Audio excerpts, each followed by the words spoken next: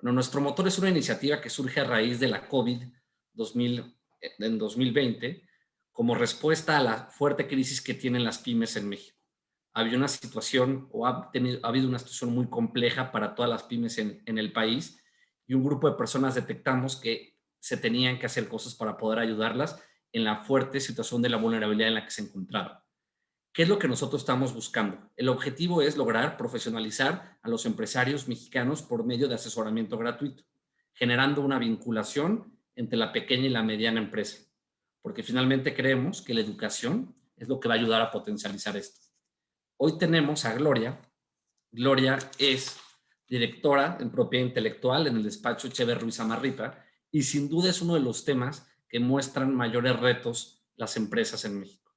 Creo que sin más presentaciones mejor que Gloria nos cuente un poco de ella, nos platique para posteriormente pasar a un tema de preguntas y respuestas.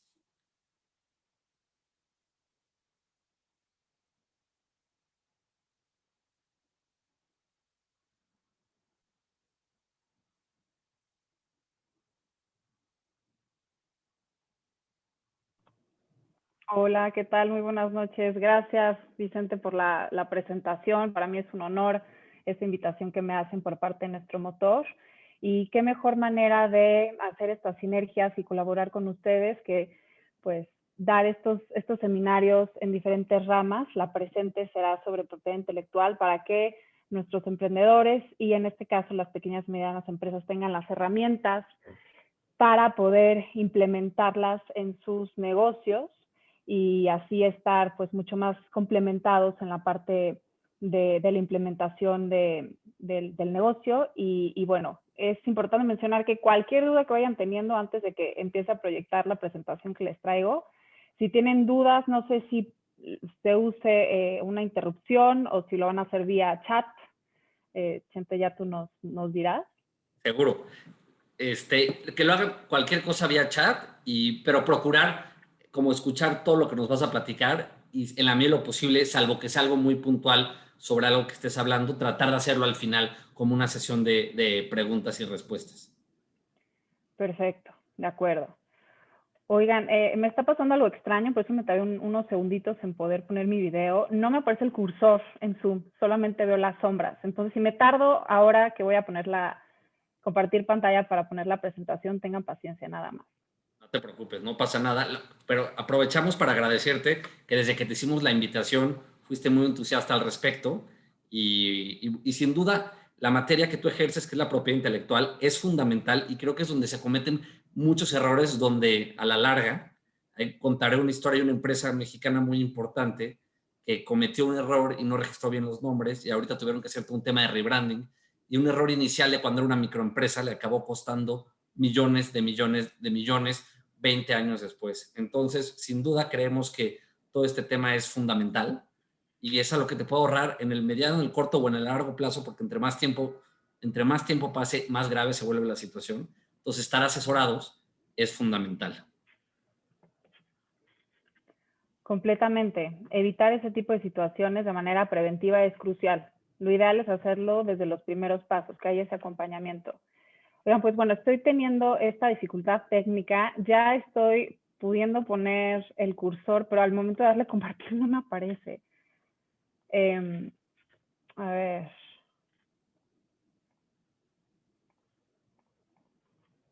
No te preocupes, sino lo otro que podemos hacer es Es que tú como nos si... vayas platicando un poco, si tú tienes acceso a la presentación allí, hacerlo como de una forma más charla.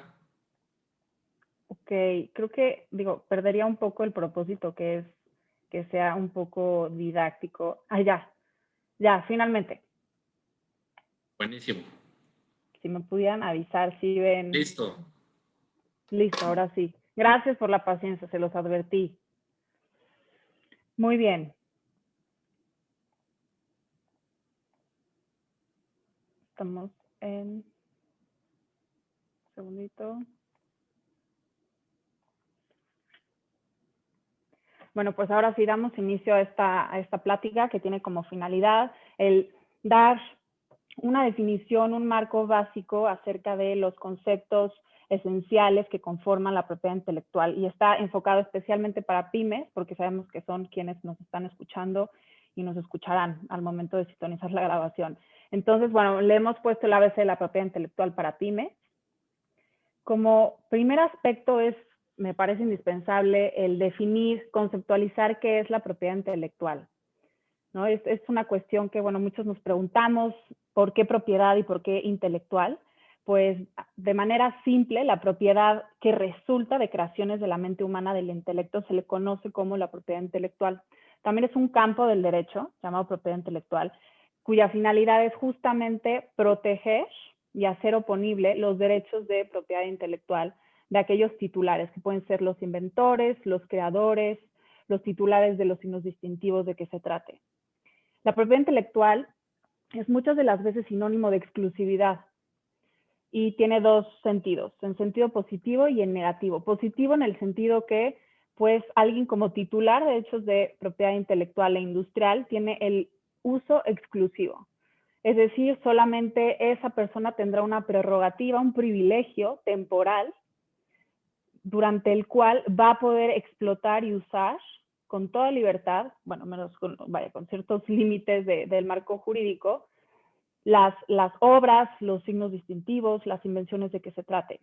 Y es negativa en el sentido de que da un derecho a excluir a otros. Es decir, si alguien es titular, pues va a tener derecho a que esos terceros respeten su exclusividad y su explotación de manera única.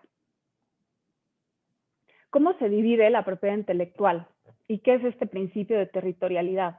No sé si han escuchado que las marcas se registran en México, pero también pueden registrarse en otros lugares. ¿Y cuáles serían las consecuencias de no hacerlo? Entonces, bueno, vamos por pasos. La propiedad intelectual se divide en dos grandes rubros. La primera es la propiedad industrial, la segunda, derechos de autor u obras literarias y artísticas. La propiedad industrial es lo que precisamente contempla signos distintivos, que son las marcas, los slogans, los nombres comerciales, las invenciones y los secretos industriales. Y estas figuras de propiedad intelectual se deben de proteger de manera territorial. En el caso de las pymes, es crucial tener los registros en México, pero si se tienen planes para desarrollar negocio en el extranjero, para hacer cierta inversión, con mucha anticipación se tiene que programar todo un desarrollo de protección de propiedad intelectual en el extranjero, puesto que los derechos se limitan a los territorios de cada una de las jurisdicciones, en este caso de México. Y como sabemos, está el INPI, que es el Instituto Mexicano de la Propiedad Industrial, y el INDAUTOR, que es el Instituto Nacional del Derecho de Autor, encargados de registrar y emitir títulos de obra, títulos de marcas y de patentes, modelos de utilidad, como iremos viendo. En el tema de derechos de autor, las obras literarias y artísticas contemplan dos grandes derechos, que son los morales, que son los personalísimos. Es decir, un autor siempre va a tener el derecho de divulgar su obra cuando la quiera divulgar o que se quede inédita. Siempre va a poder decidir si va a poder dar autorizaciones para que se hagan modificaciones a su obra. Siempre va a tener que ser acreditado como el autor de la obra, que se le conoce como el derecho de paternidad. Y por otra parte están los patrimoniales. Los patrimoniales pueden ser de una persona física o de una persona moral, a diferencia de los morales. Y estos son los derechos que se conforman por los aspectos económicos. Es decir, son los derechos de explotación relacionados con una obra. Más adelante vamos a ver ejemplos de obras y creo que va a quedar muchísimo más claro. Pero algo importante que me gustaría que quedara claro antes de pasar a la siguiente diapositiva es que los derechos de autor, a diferencia de la propiedad industrial, que son las marcas y las patentes, en términos simplistas, los derechos de autor no deben de registrarse en cada territorio. Hay un reconocimiento acerca de la universalidad de estos derechos y se reconocen desde que existen, desde que se materializan en un soporte material, que puede ser digital, electrónico o físico. Desde ese momento tiene un reconocimiento con base en tratados internacionales y nuestro propio ordenamiento para que estén protegidos. Bueno, y ahora ya enfocándolo en temas de emprendimiento y en caso ya de un poco de consolidación de empresas, en este caso de pequeñas y medianas, ¿cuál es el propósito de la propiedad intelectual? ¿Para qué nos sirve? Se preguntarán ustedes. Bueno, para 4 cuestiones principalmente. La primera, proteger la innovación y la creatividad de aquellos emprendedores o de aquellas medianas y pequeñas empresas. Incentivar la labor de emprendedores, de visionarios, de artistas, que en todo caso se convierten también en pequeñas empresas y pues van dando sus pasos para irse robusteciendo más económicamente. Conocer el alcance también de los derechos y obligaciones que existe en el mundo de la creatividad y de la explotación industrial, como lo es para el caso de las marcas y de las patentes. Y todo esto va de la mano con un crecimiento empresarial. Mientras mayor protección se tenga de los valores intangibles, de esos activos intangibles dentro de una empresa, pues mayor crecimiento empresarial habrá, puesto que depara en muchos beneficios, como ahora vamos a hacer notar. Como primera figura, la más conocida, imagino que ustedes están bastante familiarizados con ella, es la de signos distintivos, siendo marcas la más popular. ¿Qué es una marca? Es un signo perceptible por los sentidos y susceptible de representarse, que identifica un producto o un servicio y le permite distinguirse de otros iguales o similares.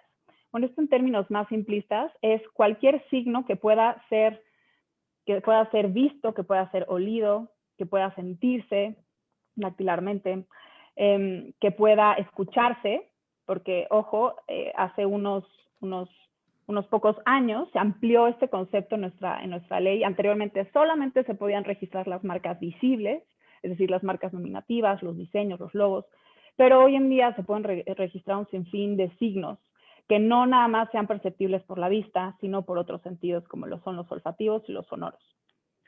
Las funciones de las marcas es distinguir, proteger, indicar la procedencia y la calidad.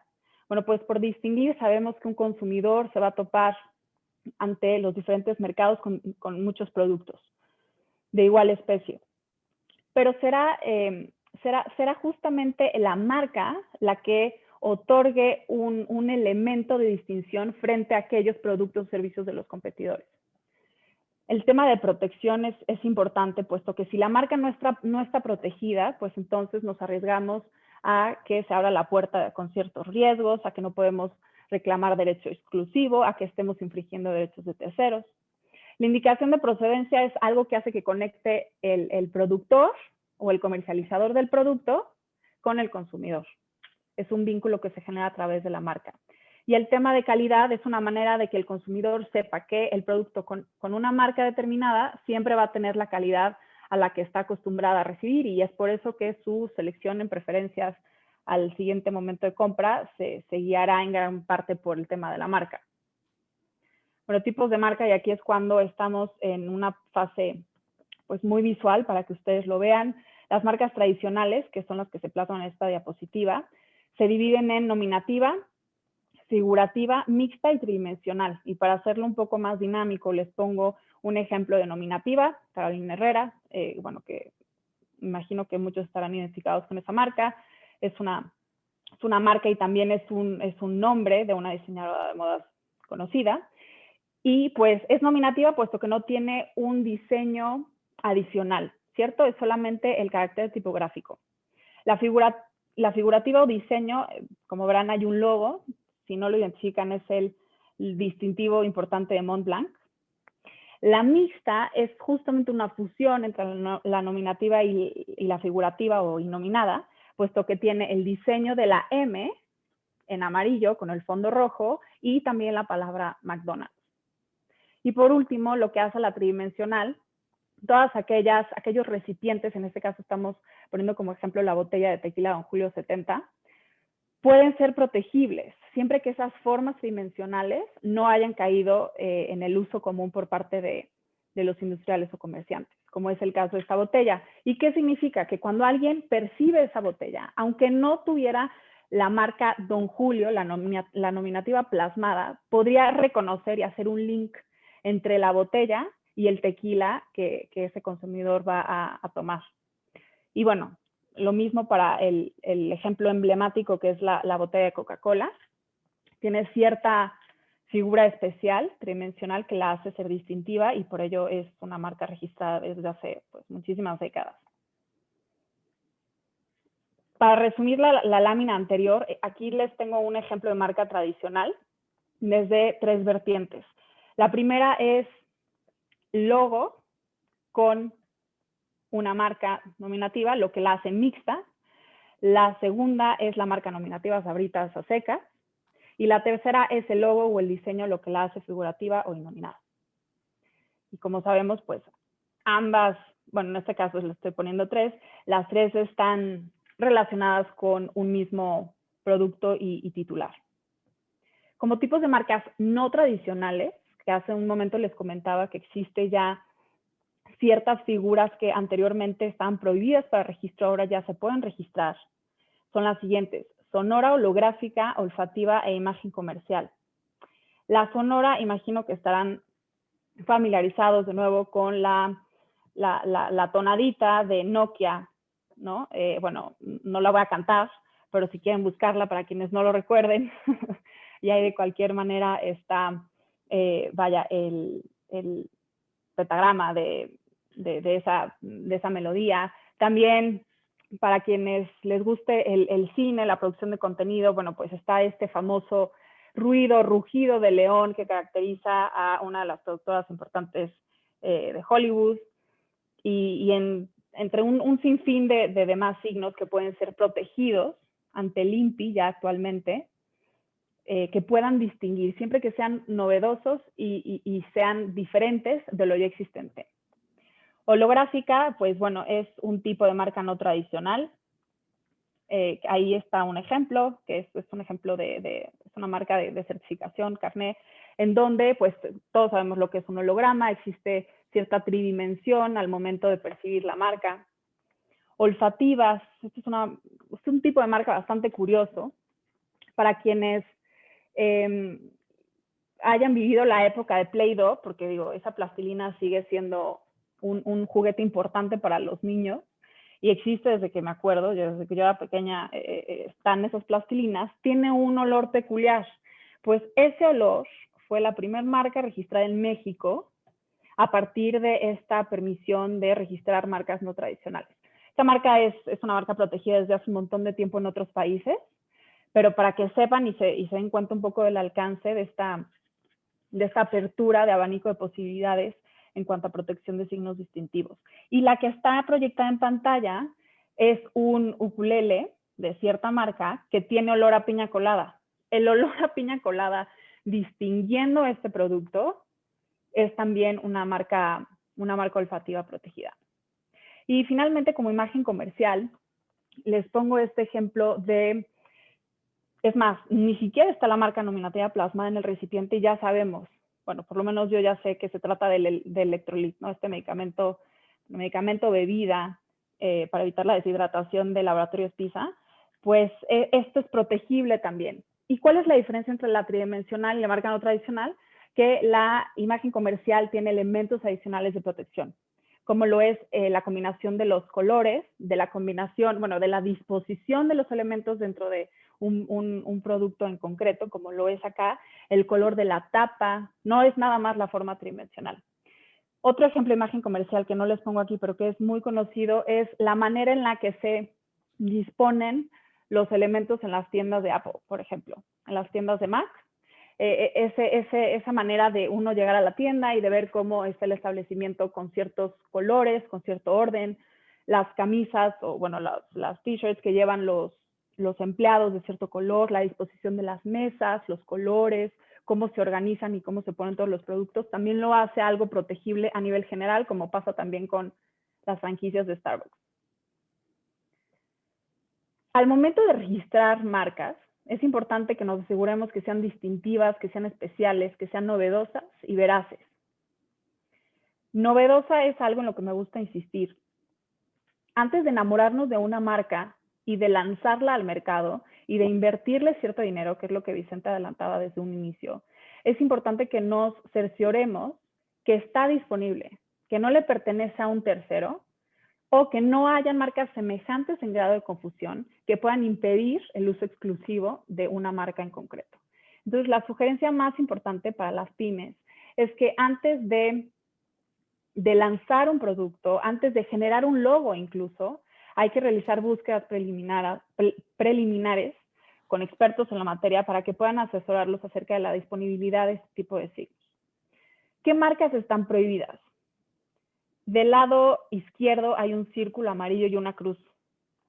Bueno, pues está un poco extraño, ¿no? ¿Qué es eso? Me refiero a que el color amarillo per se no es protegible para distinguir ciertos productos o servicios. Tiene que haber algo adicional que lo haga distintivo, que lo haga novedoso para poder ser sujeto a protección ante el INPI, ¿no? Para que pueda tener esa protección de registro. Y es un ejemplo de una prohibición absoluta. Otro ejemplo son las marcas descriptivas.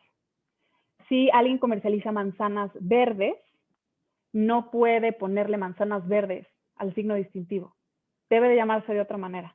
¿Por qué? Porque esto nos sujetaría a un sistema en donde los competidores no podrían definir, describir, identificar los productos mismos sujetos de comercialización. Es decir, solamente podría comercializar un solo titular y ponerle manzanas verdes. Entonces es un sinsentido que esto se pudiera dar, motivo por el cual se prohíben las marcas que describan los productos. Por eso siempre es importante que las marcas sean originales, creativas. Los escudos, emblemas nacionales tampoco son sujetos de otorgamiento de registro. Están prohibidas expresamente y por eso les pongo el ejemplo de la bandera de México. 7-Eleven es una marca ya registrada, perteneciente a alguien más. Pues entonces un usuario de calle no podría solicitar el registro de la marca Super y con el logo detrás, con el 7, con esa disposición en concreto. ¿Por qué? Porque se consideran marcas semejantes en grado de confusión. De manera automática habría una objeción. Y otro ejemplo bastante claro, contundente, que además tiene que ver con una marca que ya les había plasmado anteriormente, es McDowell's. Esa marca no se podrá registrar porque es una imitación de McDonald's.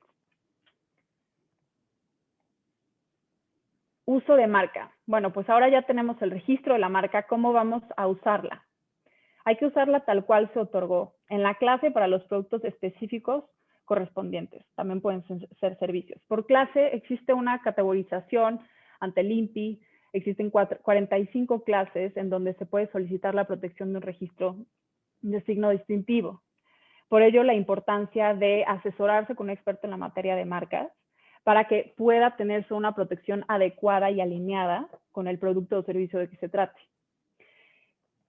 No tengo duda que han visto las leyendas de marcas registradas M.R.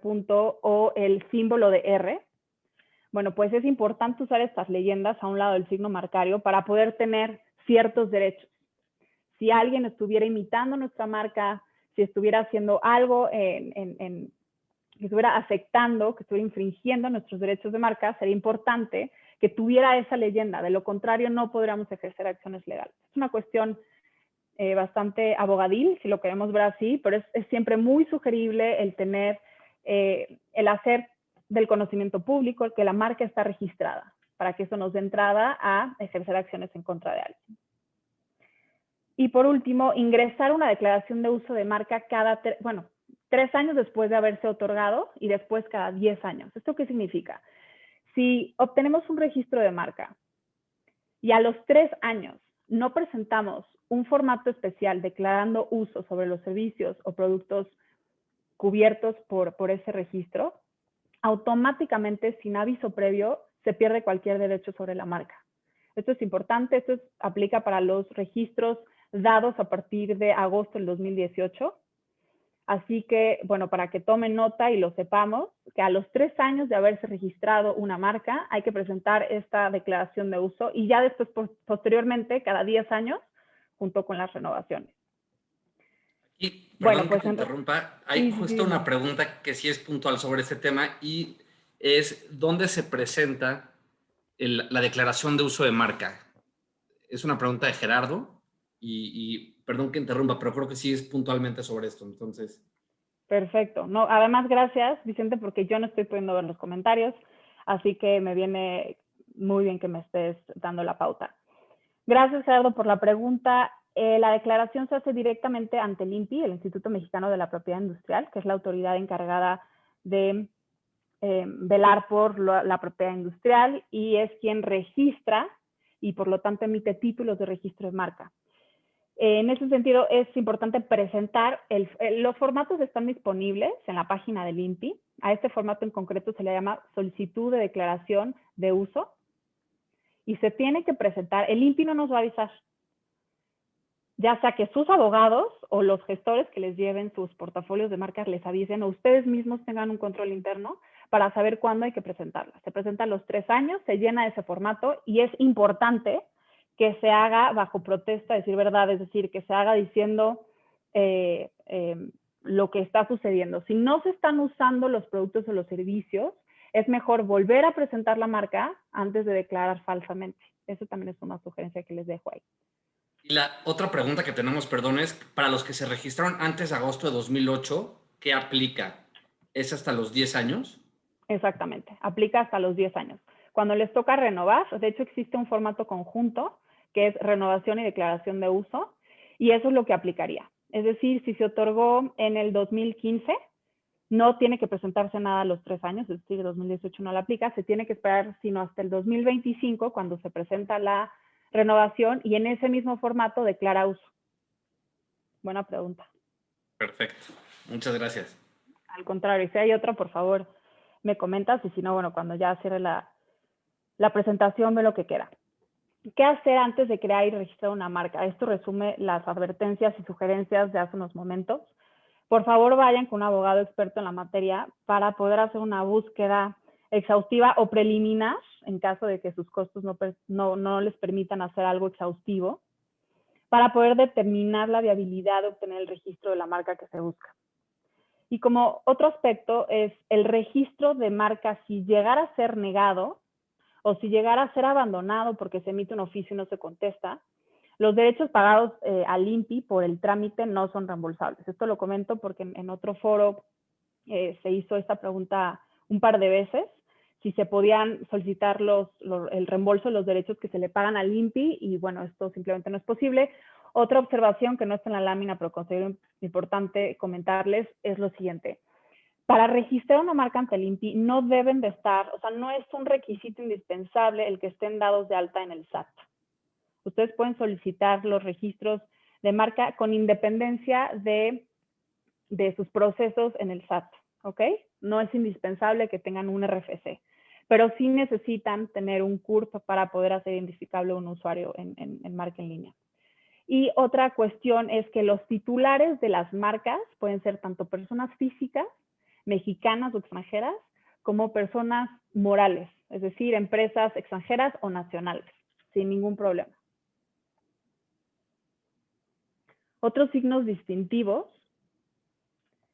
son los que les pongo aquí: avisos comerciales, Ideas for Life, que es un slogan conocido de Panasonic, Vivir es increíble, que es de GNP Seguros.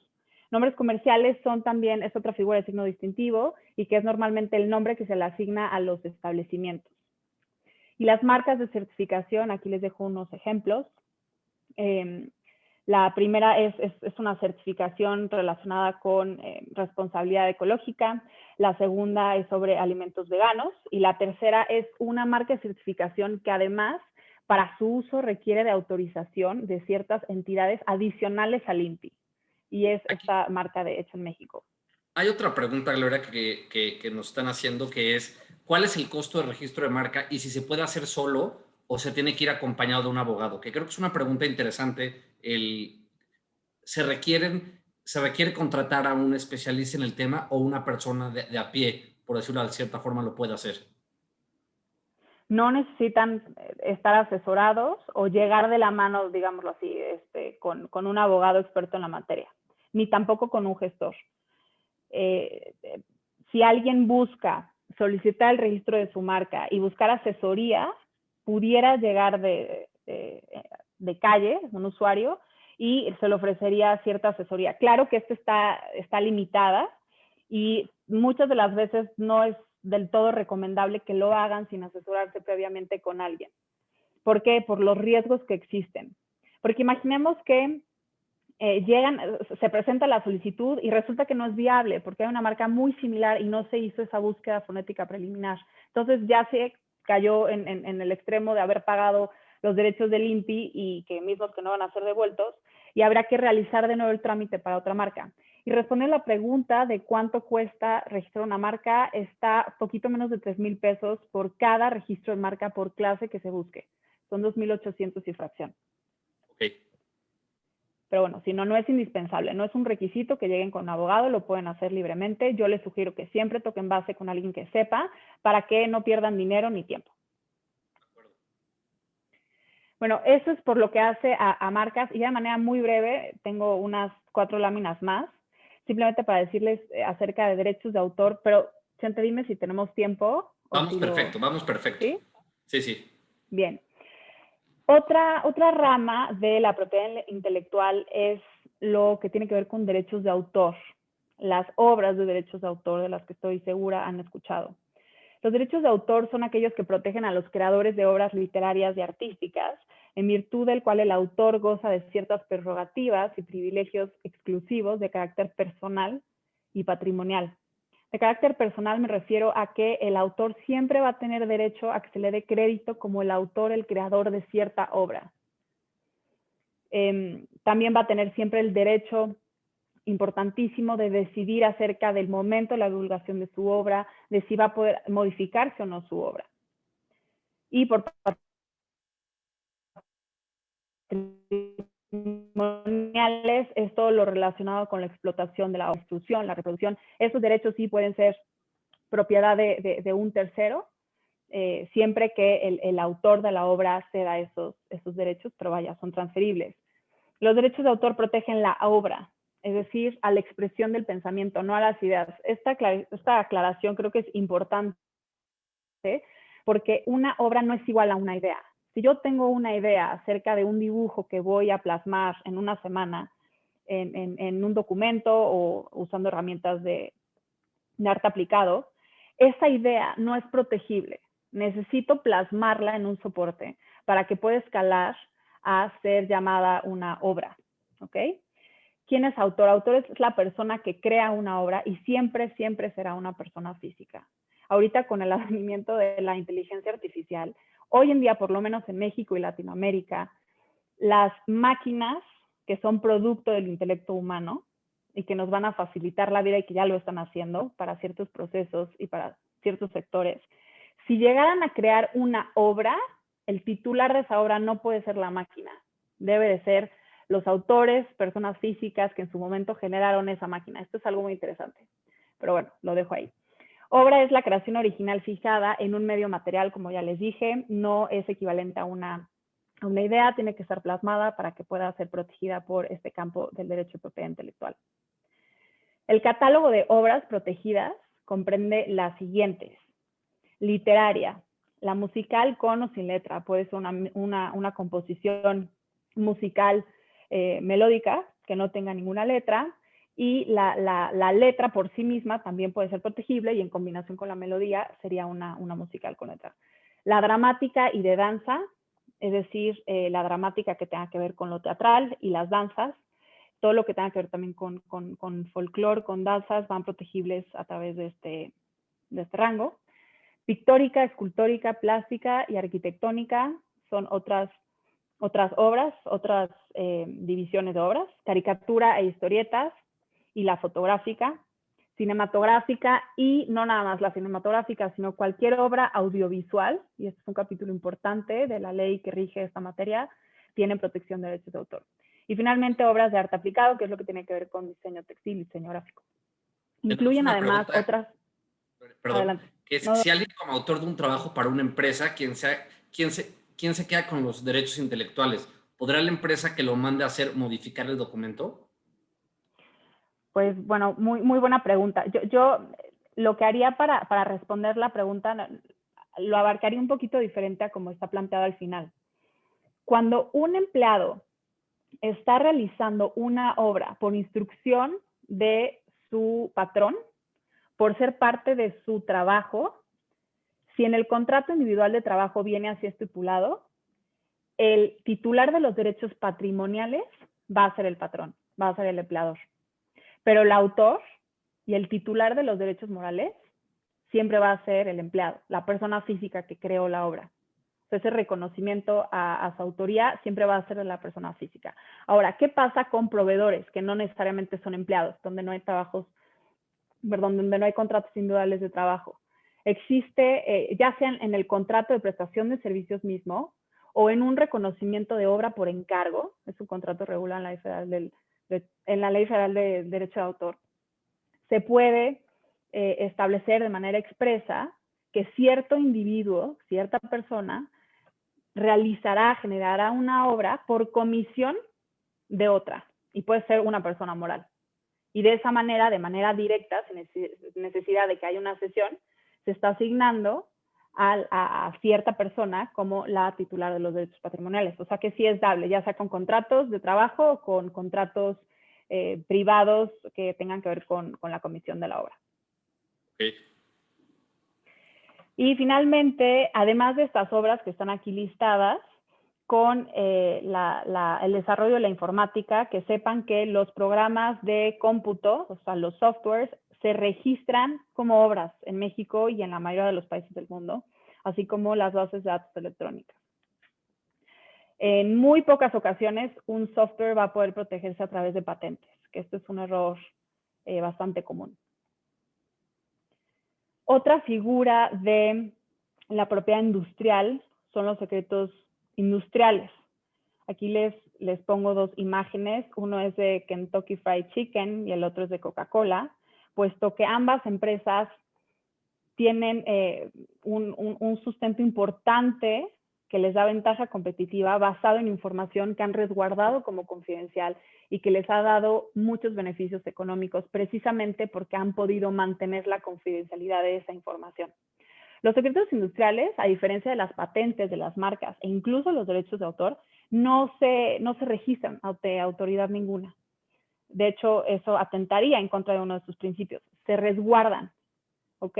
Deben de haber tanto resguardos documentales como tecnológicos para poder salvaguardar la confidencia de ciertos documentos, de cierta información. ¿Qué son entonces los secretos industriales? Es la información de aplicación industrial o comercial que guarde una persona física o moral con carácter de confidencial. El mantener en secreto esta información es lo que le brinda una ventaja competitiva o económica frente a competidores a una pyme, por ejemplo.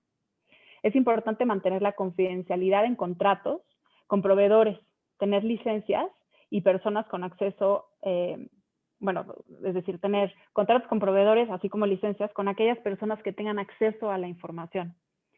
Y como mencionaba, no se requiere de registros, sino de medidas progresivas y preventivas por parte de sus titulares para construir, preservar secrecía sobre la información que constituye el secreto industrial mismo. Pensemos en la fórmula de Coca-Cola.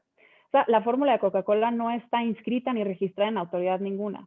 De hecho, muy pocas personas del mundo tendrán acceso a ella y las que lo tengan será de manera diversificada. Esa fórmula estará segmentada para que no una sola persona pueda tener el conocimiento de lo que hace posible que la Coca-Cola sepa Coca-Cola. Entonces, lo menciono porque para las pymes, si bien no es necesario tener la fórmula secreta de Coca-Cola, ni tampoco la receta culinaria que hace que el pollo de Kentucky tenga ese sabor, esa textura, que sea así de crunchy, pues una pyme tiene mucha información valiosa para poder distinguirse del resto, ¿no? Pensemos en las startups. Las startups tienen cierto mecanismo, puede ser tecnológico o puede ser simplemente de emprendimiento, de estar echados para adelante, de tener ideas de negocio y modelos diferentes al resto, que sea importante mantener resguardado. ¿Por qué? Porque en caso de no hacerlo, se van a ver sujetos a que su proyecto tenga menos impacto que si se hubiera mantenido en resguardo, ¿no? O sea, el hecho de que alguien tenga acceso a ese tipo de información, pues puede vulnerar el esquema mismo de negocio que se tenía planteado. Y finalmente está el tema de las invenciones. Y con esto cerramos. Existen 3 modelos importantes de invenciones que están reguladas en México. Las primeras son las patentes, están los diseños industriales y los modelos de utilidad. Por patentes, ¿qué entendemos? Que además es una figura pues bastante escuchada y más ahora en época de COVID, ya lo veremos en la siguiente lámina, pero que se queden con lo siguiente. Una patente es un título a manera de reconocimiento que otorga el Estado a un inventor para otorgar el monopolio de su invento por un tiempo determinado bajo la condición de que este inventor haga pública toda la información técnica relativa al invento. Este invento debe ser nuevo, resultado de la actividad inventiva, es decir, que no sea algo obvio y debe de tener aplicación industrial. Y este monopolio exclusivo, que de hecho es una excepción a los monopolios previstos en la Constitución, solo dura 20 años a partir de que se solicita la protección de la patente. Un diseño industrial es aquel que protege la apariencia de un producto, que requiere un grado menor de novedad que las patentes. Es decir, los parámetros de protección y de registrabilidad de los diseños industriales es menor que para las patentes. Y se privilegia la protección de un aspecto estético, generalmente con los diseños industriales. Un ejemplo de diseño industrial son las líneas que vemos en las llantas de los vehículos. Esas líneas que aparentemente solo tienen, pues, sí, cierto aspecto cosmético, es algo que se considera un diseño industrial, porque además tiene esa apariencia del producto, tiene cierta finalidad, y si la ranura se hace de tal manera, va a poder tener cierta influencia para que el producto sea más eficiente, ¿no? Modelos de utilidad. Finalmente, modificaciones realizadas a objetos, aparatos o herramientas que generan un uso diferente, novedoso y útil al anterior. Esto es cuando un aparato que no está sujeto a una patente o a un diseño industrial, que es simplemente algo que ya está en el dominio público, pero alguien tiene el ingenio de pensar en un elemento o accesorio que se le puede añadir a dicho producto, lo que lo haría novedoso. Eso se conoce como el modelo de utilidad. Y aquí están ciertos ejemplos de invenciones. Vemos, por ejemplo, lo que les comentaba hace un momento del COVID, la vacuna, es lo que podemos imaginar, esta imagen que se trata de una de las vacunas de COVID, y pues como sabemos hay toda una polémica acerca de la conveniencia o no de que se otorguen patentes por las vacunas de COVID ante esta prerrogativa de salud pública, pero bueno, es algo que fuera de esta situación de emergencia sanitaria es completamente patentable, porque estamos hablando de un medicamento y de ciertas formulaciones químicas. Ahí tenemos, de hecho, el diazepam, que bueno, es también otro ejemplo. Las formulaciones químicas son sujetas a patentabilidad también, de igual manera. Y tenemos también las cuestiones mecánicas. Por ejemplo, esa silla que están viendo ahí es también un producto que puede patentarse. Bueno, que de hecho ese ya tiene patentes, porque tiene que ver con la finalidad que persigue, con la novedad que tiene esa silla, con la comodidad que brinda, a diferencia de otras, por cómo está diseñada. Y finalmente, bueno, ahí hay una cámara, hay un Game Boy, para quienes se acuerdan de esos aparatos de videojuegos que teníamos antes, y lo que anteriormente se conocía como los selladores, que en su momento fueron pues patentes muy famosas y con muchísimo impulso, ¿no? Y eso sería todo en cuanto a mi presentación. Me interesará muchísimo si tuvieran alguna duda o que me enfocara en algo adicional, pues aquí estoy. Buenísimo, pues muchas gracias, Gloria, por esta gran exposición. Vamos a darles unos minutos para que puedan hacer sus preguntas, y a mí me gustaría puntualmente, bueno, platicar el por qué.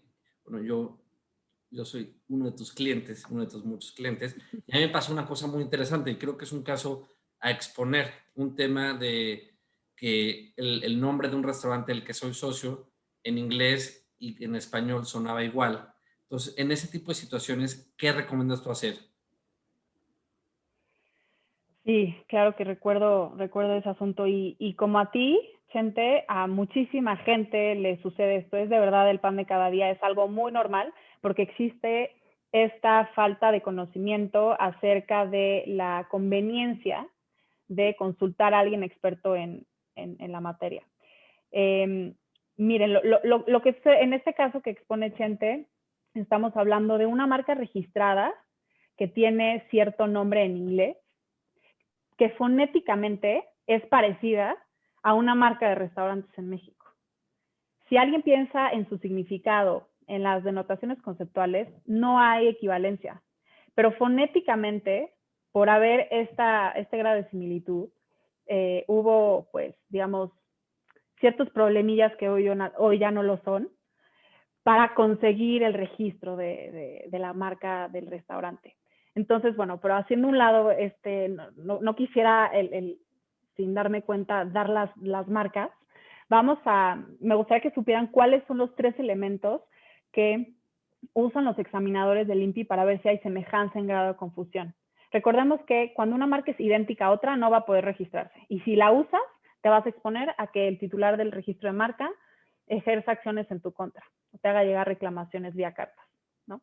Bueno, por una parte. Pero no necesariamente necesitas estar usando una marca idéntica a una protegida para que estés vulnerando derechos de terceros. Basta con que las marcas sean semejantes en grado de confusión. Este es un concepto muy planchado en el marco normativo de propiedad industrial. Y se analiza desde 3 vertientes. Fonética, que es la que les platicaba hace un momento, conceptual, y por último, la gráfica. Si los logos se parecen, aunque la palabra que tengan inserta no se parezca, eso es motivo para negar el registro de la marca. Entonces, una manera de evitar esto es, siempre que se esté en la fase preliminar de selección de signo distintivo de marca, de eslogan, siempre tocar base con alguien que pueda ayudarlos a hacer una búsqueda, aunque sea simple, rápida, para que les dé un porcentaje de éxito acerca de la registrabilidad de la marca. Y si no se busca el registro, para que por lo menos les adelante los riesgos que tendrían en caso de usarla. De acuerdo, si quieres vamos a la primera pregunta tengo una idea de aplicación móvil web, pero quisiera contratar un programador para llevarla a cabo. ¿Cómo puedo protegerme de que el programador no me robe la idea? Esta pregunta está relacionada con el tema de secretos industriales que veíamos y en una fase posterior con la figura de la obra de derechos de autor. Precisamente en esa etapa en la que te encuentras, antes de hacer ese contacto o contarle la idea que tienes para cierta aplicación al desarrollador computacional, lo importante sería firmar un convenio de confidencialidad en donde se le haga saber 2 cuestiones, que la información que se le está compartiendo es confidencial y que se le está compartiendo única y específicamente para que desarrolle algo por comisión tuya.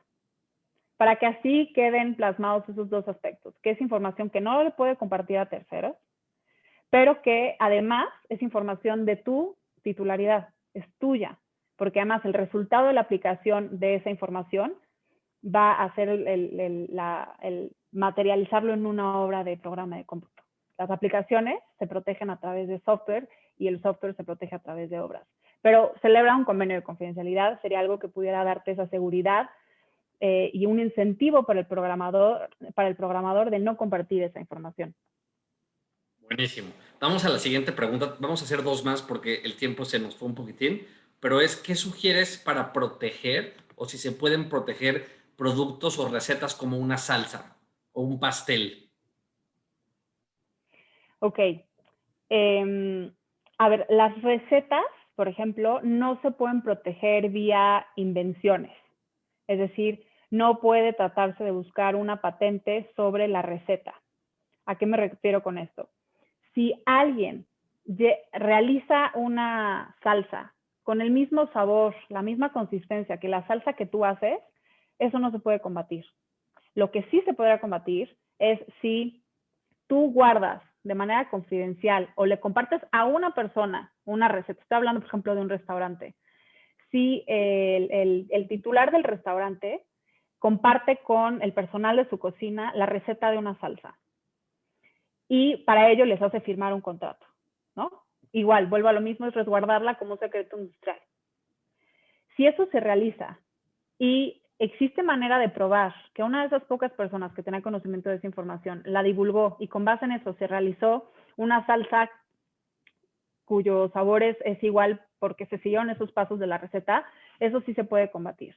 Pero entonces, bueno, respondiendo la pregunta y de manera práctica, lo que es importante que sepan es que se debe de proteger como información empresarial, confidencial, ya sea que sea algo a nivel industrial para las pymes, o si fuera incluso a nivel personal, que si es la receta de la abuelita y no quiero que nadie la conozca, pues mantenerla muy resguardada y solo compartirla con alguien que les firme de acusado.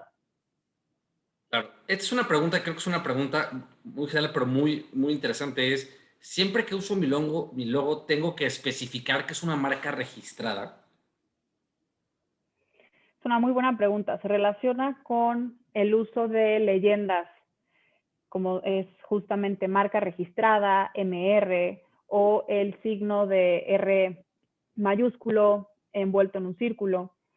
Estas leyendas no son obligatorias, es decir, si no se usa el logo o la marca junto con estas leyendas, no estamos sujetos a sanciones por parte de la autoridad. Pero ¿cuál es el riesgo de no hacerlo? Que si alguien empieza a usar un logo parecido al tuyo, entonces no vas a poder ejercer acciones en contra de ese tercero. Porque una de las condiciones para poderlo hacer es que tus productos o tus servicios estén con esas leyendas. ¿Por qué? La finalidad es que el público sepa en general que tu marca está registrada.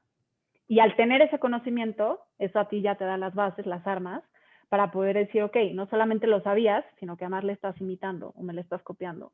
Pero es un elemento importante para poder mandar cartas reclamatorias, para poder iniciar juicios en relación con la protección de tus logos. Buenísimo. Sin duda es un tema fascinante que nos podemos quedar aquí mucho tiempo, pero creo que lo que es muy interesante, Gloria, es estos puntos puntuales que nos comentas, sobre todo haciendo hincapié en una palabra, la palabra preventivo, ¿no? Es mejor asesorarse, ir con especialistas desde un inicio, porque luego estos errores se acarrean, se arrastran y acaban saliendo mucho más caros. De nuestra parte, te queremos agradecer tu presentación, tu disposición. No sé si quieras concluir con algo más. Pues simplemente agradecer nuevamente la invitación. Yo encantada de participar en estos foros con ustedes. Nuestro motor, muchas gracias por el foro, por este espacio y quedo atenta a cualquier duda, comentario con respecto a quienes vayan a escuchar esta presentación o quienes asistieron hoy. Y si requirieran de la presentación, pues bueno, ya lo podemos platicar para hacérselas llegar también. Agradezco mucho. Igualmente, gracias por tu tiempo, Gloria, y estamos en contacto. Muchas gracias a todos los presentes y bueno, síganos en nuestras redes sociales. Y hay cualquier duda o sugerencia, con gusto les contestaremos. Muchas gracias. Gracias.